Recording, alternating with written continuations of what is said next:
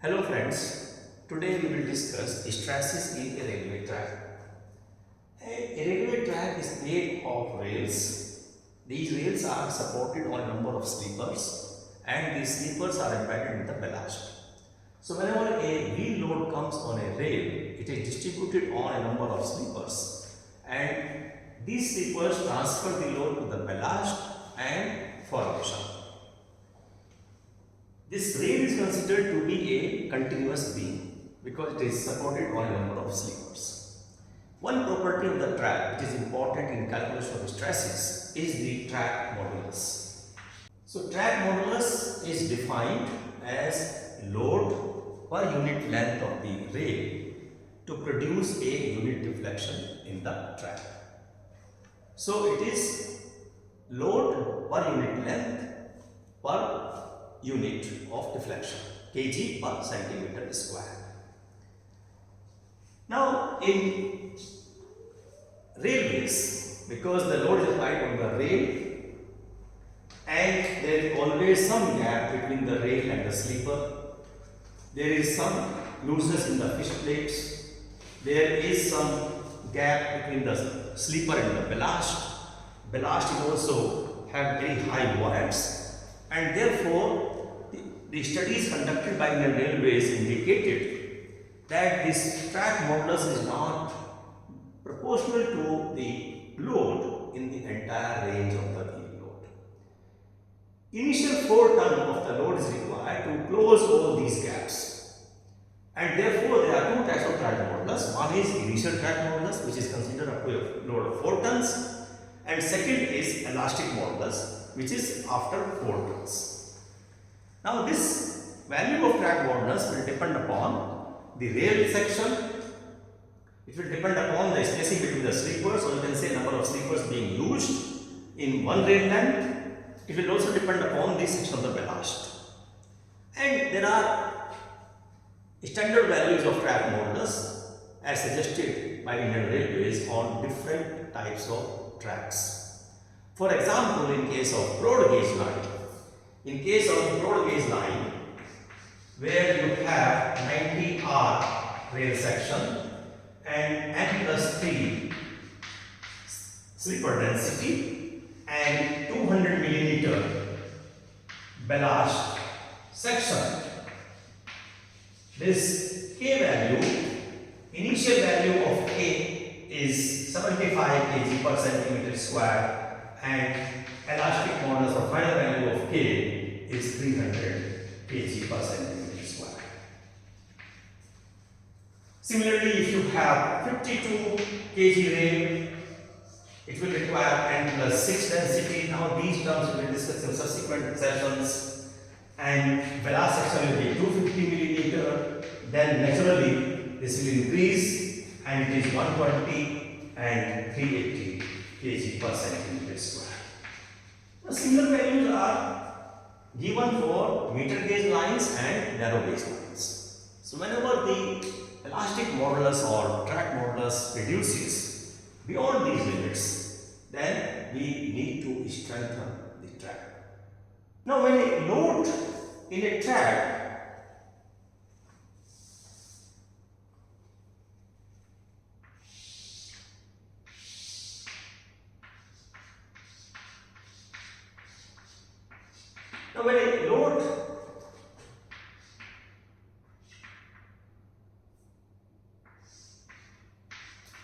when a load is applied on the track, it deflects the rail, and this deflection will depend upon the condition of the track. Now if you consider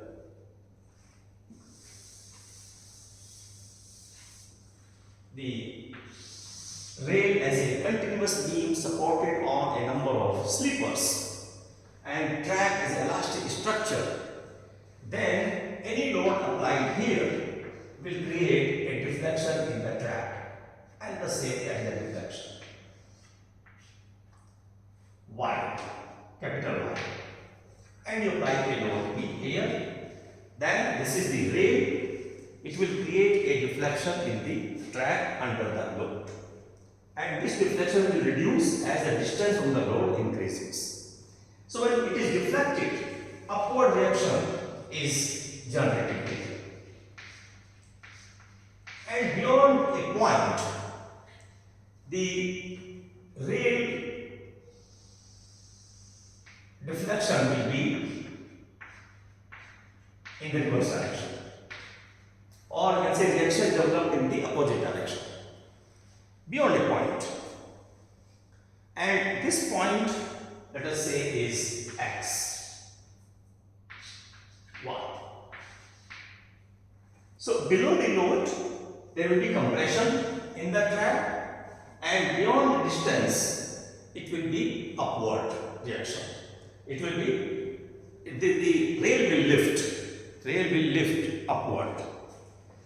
Now if you look at the bending moment diagram, there is a deflection. If you look at the bending moment diagram, the bending moment diagram will be like this, that it is maximum here and then it becomes 0 and then negative. This is what we call the zero moment, point of zero moment, or point of contraflexion.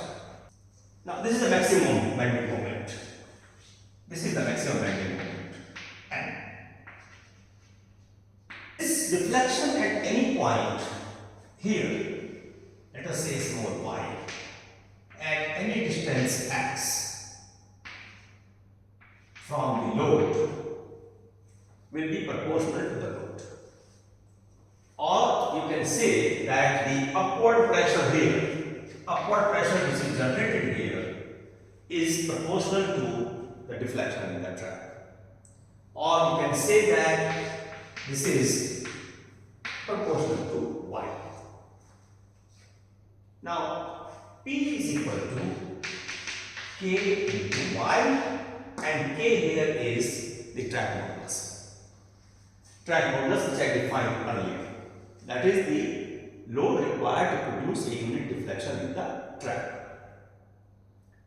And this maximum value will be capital Y, and then load will be P.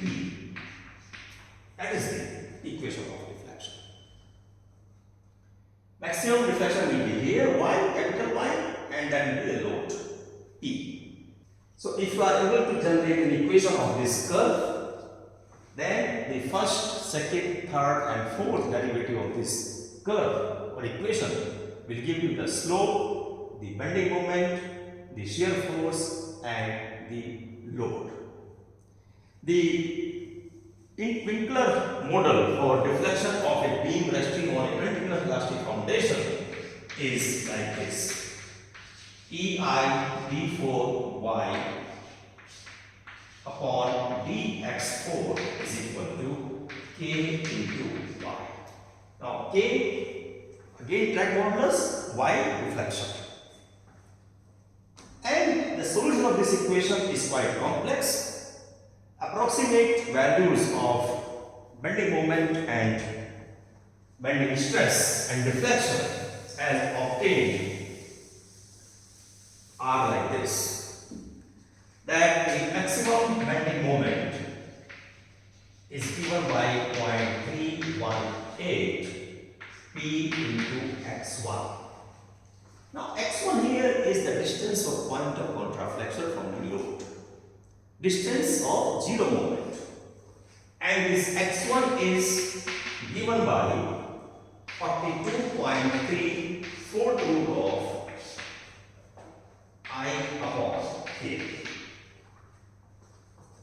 4th root of I is the moment of inertia of rail section, and k again is a track modulus. So now you have two values of x1 corresponding to ki and corresponding to ke, initial track modulus and elastic track modulus. The deflection in the track is given by this equation: y naught is equal to 9.25 P upon 4th root of k cube into r. Now here P is the wheel load, x1 distance of point of contraflexion from the load, x1 calculated by this I moment of inertia, in x direction, K track modulus, and the bending stress. If you want to find out bending stress will be M upon Z, sectional modulus. So if you want to find out the compressive bending stress, we take M upon Z Cc, that is in compression. If you want to find out the tensile stress, you take M upon Z in tensile. So these are the equations to calculate bending moment, bending stress and deflection in the track when you apply a load P at a point A. Now in railways, loading is always in groups. Loading is always in groups, and therefore there is always the factor of second load. This is one wheel of the wagon, this is another wheel of the wagon, and then you have the front wheels. Now this distance is any distance, let us say x, this is x1, and this is again x. Now what we have calculated using these equations is the bending moment at the point A and the point B, C and D. What we have calculated bending moment at A because of load at A. So this is P, a load P. Here also there is a load P. What is the impact of this wheel on A?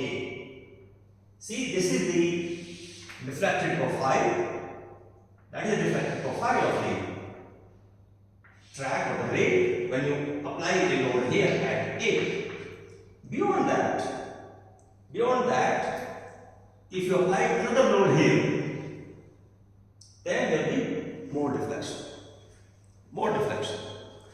And similarly, the bending moment also will change because of this. Now, effect of wheel at B. Effect of V at B on a point A can be calculated by using a set of charts, and these charts gives you the correction factor in percent to be applied for bending moment and deflection when you consider effect of P at B at A. So if this is X, you see these charts, these are basically on the x-axis you have distance from the wheel in centimeter, and on y-axis in the lower portion you have the distance to point of contraflexion, that is x1. So select the appropriate line here, appropriate curve here, and the upper portion of this you have the correction factor for bending moment and correction factor for deflection.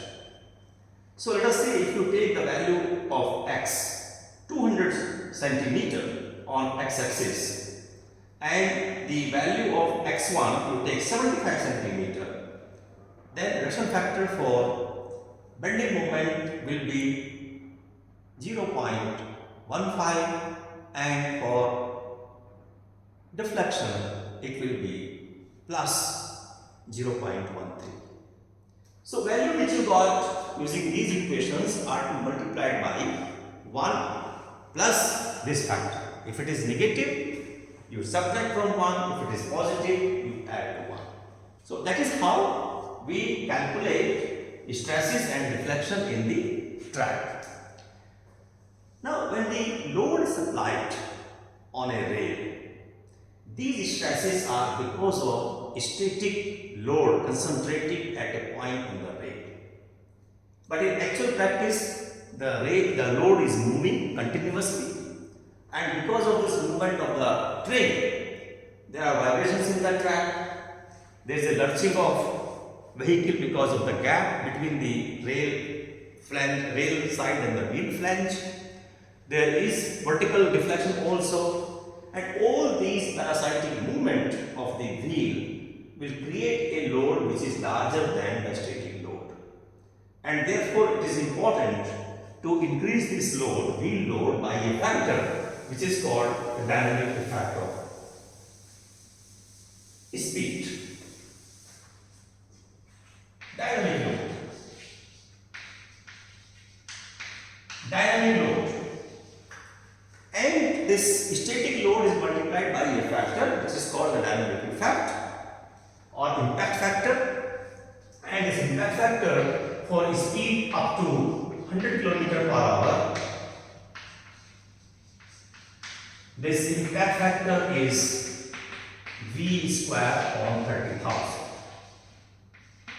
So you add 1 to that and then multiply this by the static wheel load to get the dynamic load. And if speed is more than 100 km per hour, then this is impact factor is 1 plus V 4.5 V square upon 10 to the power 5 minus 1.5 V cube upon 10 to the power 7. These are the dynamic factors or impact factor given by Indian Railways to augment the static wheel load to take care of dynamic effect. So you know the wheel load multiplied by this factor. Now to illustrate this procedure, let me just take one example. An example is like this, that the spacing between two wheels of a box and wagon is 200 centimeter.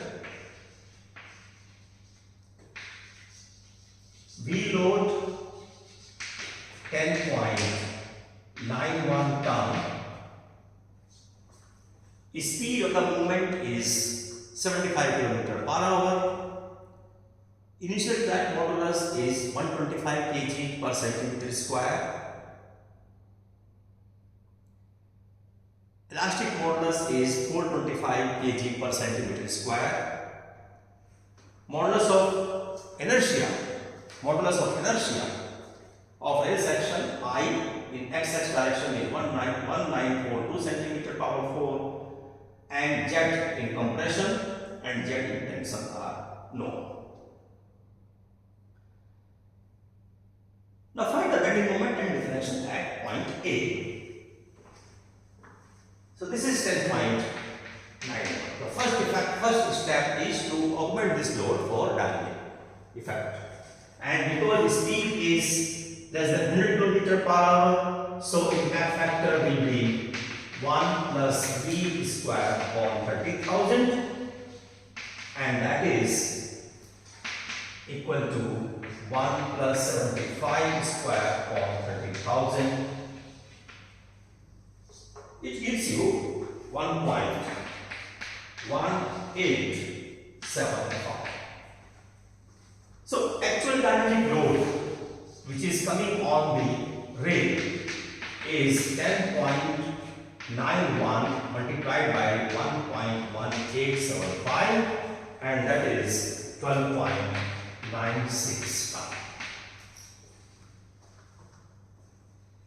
Now for first 4 tons there will be initial track modulus, and for remaining 8.96 ton we will use elastic track modulus, right?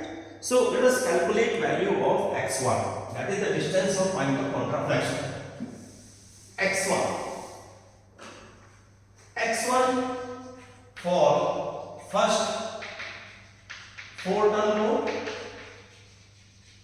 is 42.3342 of I upon K. Now I is known 1942, and K value is 125. So 42.3342 of 1942 upon 125. That is initial track modulus, and its value is 84.04 centimeter. And for remaining load, for the second part of the load, similarly if you take K kg per centimeter square, then x2 will be 61.88 centimeter. Now we calculate the bending moment. Calculate the bending moment. Bending moment is 0.318 P into x1 or x2. So it will be 0.318 into 4 into 84.04 plus 0.318 into remaining load. Remaining load is 8.96 into 61.88. This value is 106.89 and this value is 176.3 and that makes equal to 283 ton centimeter. Because this value is in centimeter, load is in ton, so bending moment is in ton centimeter. And similarly, you can calculate the deflection at A, that is 9.25 P upon 4th root of K cube into I. Now here also, you first keep value of K as Ki and load 4 tons, and then in the second part load is 8.96 ton and K is 425. So you get two values of deflection. Two value of deflections are 0.149 plus 0.133 and the total deflection is 0.282 centimeter. Now this is the bending moment at A because of load at A. Now you have a second load also. Second load also. So what is the impact of this load at A? The question is to find out bending moment deflection at point A. So this impact you can find out from entering the chart at a distance of x1 84 centimeter and x 200 centimeter distance between the fields, and you get the factor for bending moment and factor for deflection. In the second step, you enter these charts with x2 61.88 or 62 centimeter and distance between the fields is 200 centimeter, and you get another set of factors for bending moment. And so for first part, where x1 is 84 centimeter, the factor for bending moment is minus 0.18 and for deflection its value is plus 0.1. When x2 is 61.88 centimeter, these values are minus 0.1 and reflection value is 0.2. So the bending moment at this point is 106.89, that's because of 4 tons, plus 106.89 multiplied by minus 0.18. Total bending moment at A. Bending moment at A will be equal to 106.89 minus 106.89 multiplied by 0.18. That is because of 4 tons of load, plus this value 176.3 plus 176.3 multiplied by minus 0.1. 246.32 ton centimeter. Now you see the difference here. This is the final bending moment at A because of load at A and load at B. But the isolated wheel at A created a bending moment of 283.2 ton centimeter. It is reduced now because of B. Now that is called relief of stress. When you have load in groups, then depending upon the spacing, they will create less bending moment in the track or in the rail. That is the relief of stress. Now similarly, you can calculate the deflection value. Deflection value at A. Deflection at A is 0.149 into 1 plus 0.1 plus second part 0.133 into 1 plus 0 because there is no factor, and that will be equal to 0.2969 centimeter.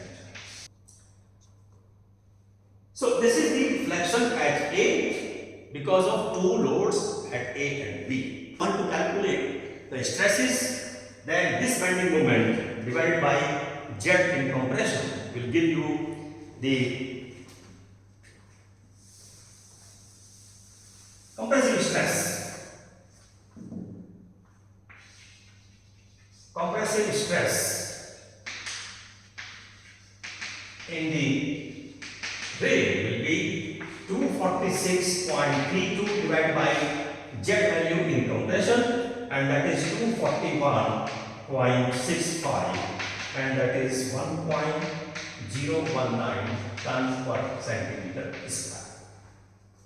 And similarly, tensile stress will be the bending moment, that is 246.32, and Z in tension, that is 256.95, that is given in the question, and this is 0.9596 tons per centimeter square.